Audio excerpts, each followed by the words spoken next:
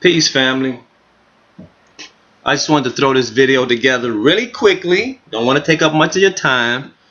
I just wanted to show how one can't deny the mathematics of pi.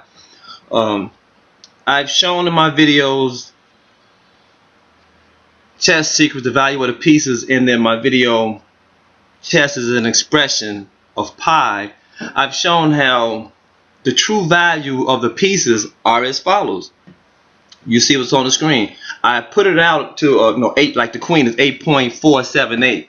But if we round it off, I'm just throwing this together really quickly to show you that it just adds up, and you cannot argue with this, despite what people want to do. I just want to show you how all these things work out so well. If you round it up, if you round them up to the nearest tenth, what you have is the queen being 8.5, the rook being 4.4, the bishop being 4.1, the knight being 2.5, and the pawn being 0.9, which is a total of 20.1.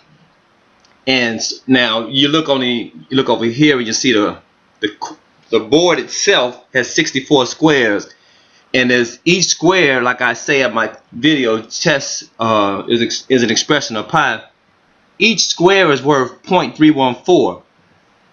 So when you look at when you multiply the 64 squares times that, you get 20.09, which rounds out to 20.1. You see how one queen, one rook, one bishop, one knight, and one pawn equal the complete board? I just love this because, just because people don't know how to use their bishop properly, and they're conditioned to treat them with certain limitations, because of that, they argue these numbers and the facts. But these are the facts right here. And your bishop is worth almost what the rook is worth. And when you use it properly and oppose the queen properly and hold those diagonals down properly, despite the fact that it can only hit one color, when you use your one bishop properly on whichever square it's on, you can get the most out of it. And this is what it is worth. It's worth 4.082, or rounded off 4.1. All right, now I just wanted to show you one more thing. I mean, it's just, you can't get away from it. People that don't understand that, they just don't know how to use their bishops. And I try to make videos on games where grandmasters and world champions demonstrate the proper usage of a bishop. Let's move on. I wanted to throw this in as well because pi is a really, so many things are based in pi, and somehow or another pi has something to do with it. And I'm going to stop right there and just show you that these are the first 33 places of pi. This is pi to the 33rd place when you count the whole number 3 as the first place. All right, and if you add each successive number, the 3 plus 1, which would be 4, then the 4 plus 4 would be 8. And I've done it all the way out to the 33rd place right here for you. When you do that, the first time you see these, 111, it comes to 111, and even at 111, that's at the 23rd number, or 23rd place, which is this 6. I guess which should be right here, this 6 here. Yes, and then, but that's not the main thing. But I'm going to just read this for you here. But okay, so when you do it as the first, when adding the following numbers as I have here, 2 things stand out. The first is the fact that it is not until we have added the 32nd number that our total 155 adds up to 11. So at the 32nd number, which is 5, that's the 32nd place, so the 32nd number, 5, so 150 plus 5, the 31st place added up to 150.